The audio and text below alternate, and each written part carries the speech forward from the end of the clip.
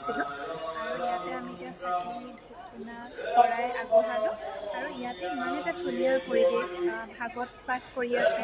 মই ইয়াৰে এজন স্থানীয় বয়োজ্যেষ্ঠ ব্যক্তিৰ ওচৰলৈ গৈছিলোঁ আৰু তেখেতে ইমান সুন্দৰকৈ ঢেকীয়াখোৱা বৰনামঘৰৰ বিষয়ে মন্তব্য আগবঢ়ালে। আহকচোন আমিও শুনো।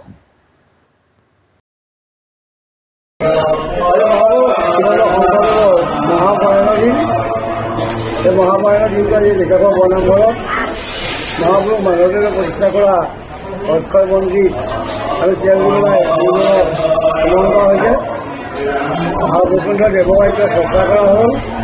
তাৰপিছত আমাৰ শ্ৰমিক মহাবিদ্যালয়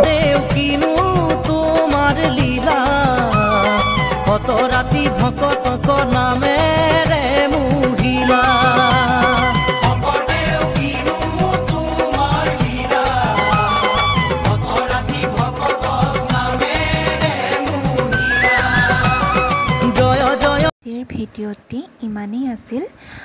যদি আপোনালোকৰ ভিডিঅ'টো চাই ভাল লাগিলে তেনেহ'লে like, comment, share and subscribe কৰিবলৈ নাপাহৰিব। শংকৰ গুৰু